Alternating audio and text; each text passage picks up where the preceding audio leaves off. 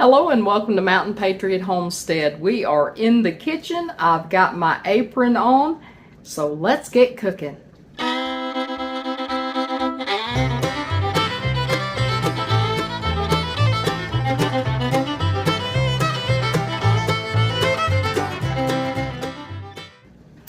Today I am putting together just a meal of what we have here at the house, and it is going to be very simple, and it's not going to be a ingredient by ingredient recipe because I want you to look around and see what you have that you could make this from just right there in your house. So it's going to be now don't turn me off yet.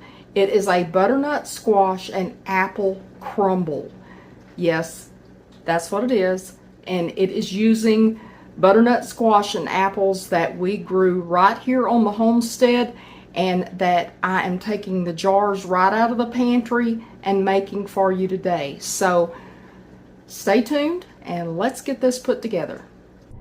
This recipe is going to be a little bit different because I'm going to be making a crumble, which is not that unusual because a lot of folks make fruit crumbles, but I am going to be making one using home canned butternut squash and apples. These are homegrown apples, homegrown squash, and remember how I'm always saying use what you got? These are some that I canned October of 22. Now, some folks are just, oh no, it won't last on a shelf more than a year or this or that. Let me tell you, these squash have been sitting back there on my shelf. They're in the house. It's climate controlled, of course, because we use heater and air conditioning and stuff. In the jar, there's very little liquid left because they weren't canned with a lot of liquid, but they are perfectly sealed, and let me show you how I know. I want you to listen. Did you hear that? Did you hear that seal break? Those have been vacuum packed in there. I say vacuum packed. They were vacuumed because they were in a canner, and they are sealed. Let me let you listen to the second one. Oh, if I can get a hold of it. Hear that? All right, those were sealed up. So, let me get my pan over here. I'm going to mix this up in a pan. I'm going to get something to get those out of there. Then we're going to mix them up in a pan or in a bowl. I keep saying pan, but this is not a pan, this is a bowl. And because these are already cooked, let me do that first instead of trying to talk over it. Because they are already cooked, they're soft. Yes, I know, they look mushy, but just like that fruit filling that you buy out of the store in those cans, it's already soft, it's already cooked.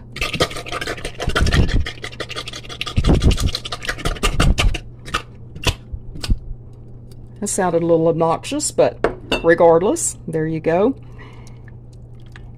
And if I had too much liquid in here, I would have to pour some of it out, but I am not going to have too much liquid because to this I'm going to add, I want to put some cinnamon. You know, it's apples, so let me turn it around the other way. It's apples, so I like cinnamon or allspice. I love allspice with apples, and I'm not measuring, I'm just getting after it, putting how much I want in there and kind of stirring that up until it looks right, smells right. Do you use your smeller when you cook? I do a lot. Hope my smeller never goes out, or I don't know what I'll do. Then I guess I'll just have to taste everything. What do you think? Alright, see, like I said, it looks a little mushy because they're already cooked up, but think of that fruit filling that you get out of those cans in the store. Pretty much the same difference. So, now, the next thing I'm going to put in here, I'm going to put some brown sugar. And I don't know, maybe try that much. That's maybe a quarter of a cup. Yeah, put a little more. A little more. Now, you're welcome to measure out everything if you want to. This is, you know, I do a lot of recipes on here where I measure things. I'm telling you folks, in real life, there's very little measuring goes on in my kitchen. I usually do the measuring for your benefit, not mine. Because a lot of it, I'm just winging it. Okay. I've got that mixed up. It's smelling good. But you know what? I think I'm going to add one more thing. Hold on just a second. Yeah, I'm coming back with the allspice because I do enjoy me some allspice. So there's some of that. Again, you can put in or leave out whatever you want. And if you don't, what if you don't have butternut squash and apples? That's okay. Do you have apples? Do you have, you know, you could use pineapple tidbits if you want to. It's just whatever you like. What about some pineapple and coconut? And you could put that in there. Wouldn't that be good? Okay, I've got that mixed up. Let me get a spoon because I want to taste that and make sure I've got everything. Alright, gonna try it. Yes. Yes! That is like Christmas in a bowl right there. All those smells and flavors of Christmas time. Okay, I'm going to set that off to the side.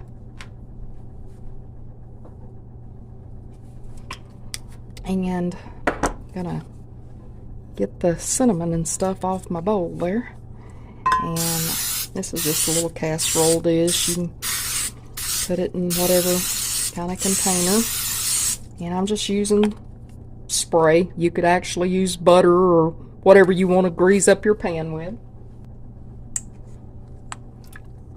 Slop that off in there.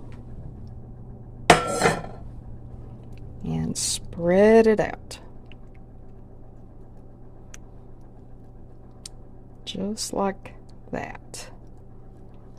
Don't have to be perfect, just functional. Alright, and there you go. I'm going to move this out of the way.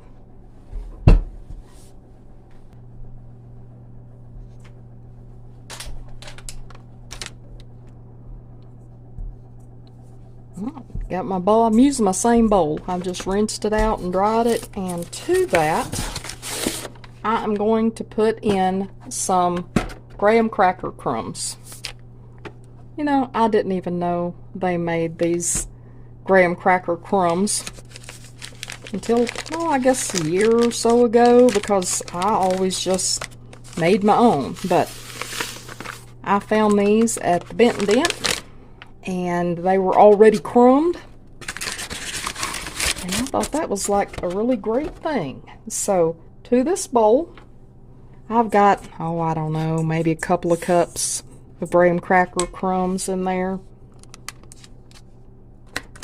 I think next I'm just going to add, I'm just going to put some more cinnamon in it. You know, cinnamon's good for you. Cinnamon's actually healthy. And so try to incorporate those healthy spices like your cinnamon. If you've got savory dishes that you can add in turmeric. Turmeric is wonderful too. I don't think I'd put turmeric in this, but you know what I mean. Try to incorporate those healthy things into your food. And here's another healthy thing. I'm just gonna put in maybe, it's what I had left in this bag. That was maybe, I don't know, third to a half a cup of diced walnuts. Again, a lot of this stuff is things that I find at the markdown store, and you know, it's just I can get it so much cheaper there. I have sticker shock whenever I go to a store. I went into a store yesterday. I was going to buy, I've got some chickens that aren't quite ready to go see the great freezer in the sky. And so I was looking for some at the store. This is just another, maybe a third of a cup of brown sugar or so. And anyway, I was at the store and I was just looking to see what was on sale. And chicken was not amongst it. Chicken was so expensive. It was like, I don't know, $2.89 a pound, I think, for chicken. And it's like, okay, but that still all has the bone in it. And then by the time I get it off the bone, I'm gonna be paying like really crazy price for chicken. So I didn't buy the chicken because, you know, I've got other stuff that we can eat. I feel bad. I can definitely know that people are struggling out there that are trying to put meals on their family's plate. But let me tell you, well, this was a whole stick of butter I stuck off in here, so give me a little bit as I fight with it and just try to get this mixed up well. But while I'm doing this, I'll talk to you about something else. But while I was there, there's a bunch of the stores in our area. Hold on just a second. Do something else here. There's a whole bunch of stores in our area that have the 5 for $25 section in their meat department. And I'm sure you just heard the lawnmower crank up. That's okay. It's just background noise. But anyway, several of the stores in our area have the 5 for $25 packages of meats, cheeses, that sort of thing. So normally I don't pay a whole lot of attention to it because it's usually packaged stuff that I'm not interested in. But yesterday, because we need to put another hog in that great freezer in the sky, I was looking for some pork. And in there, while I was looking, I came across several packages of pork chops, which is one of the things we'll be having for supper tonight to go along with this. But there were like several packages of pork chops that were, almost $8 and $9 for the packs. But if you use that 5 for $25 deal, you were getting them for $5 a pack. So I saved almost $15 yesterday by getting that 5 for $25 because I got 4 packs of pork chops, and then I also got my husband a length of summer sausage because he likes that for lunches and stuff when it's hot outside and he don't really want anything hot. So that is just a little tip of, you know, pay attention to things you haven't paid attention to before in the store because you might find some good deals. All right, there we go. Get this little last bit off of there. I'm using my little Christmas spatula here. Yes, Christmas all year long around here. So there we go. I'm gonna drag you back over here. Oh my goodness, you heavy. All right, drag you back over here. And then on top, I'm just gonna sprinkle this. I'm just gonna dump it. No need in being all fancy. Just gonna dump it. Now see, that's kind of thick. I probably didn't need that much, but you know what? That's gonna be good. There we go. So you can see those walnuts, and oh my goodness, I can smell that cinnamon. It smells so good. I have my oven preheated to 350 degrees Fahrenheit, and I'm going to stick this in the oven for 30 minutes, and it should, all this butter in here is gonna melt, and it's all gonna kind of get all down in them squash and apples. And that is going to be some good eating. Will be good going with that pork tonight. And when we get done with this, when it gets ready, I'm going to show you how it turns out. So 30 minutes, 350 degrees. Let's see how it works.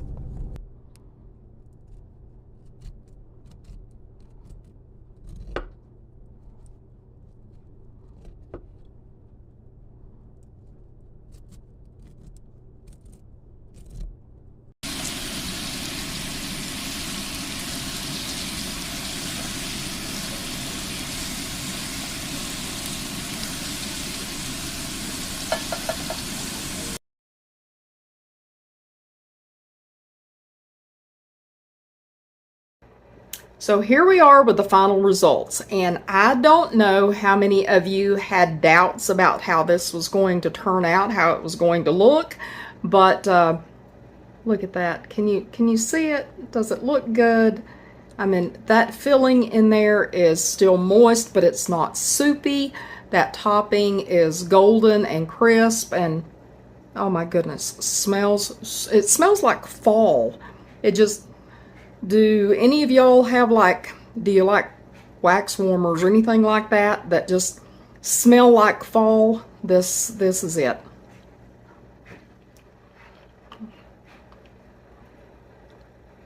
And it tastes like fall up in here because that has that, I don't know how else to describe it, between apple pie and maybe a pumpkin roll and the cinnamon and the, just the graham crackers, all of it in there. That is just, I could fill up just on this stuff. That's just so good. It has such a wonderful flavor.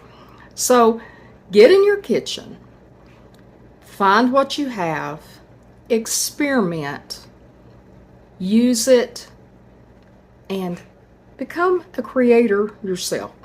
You can do this.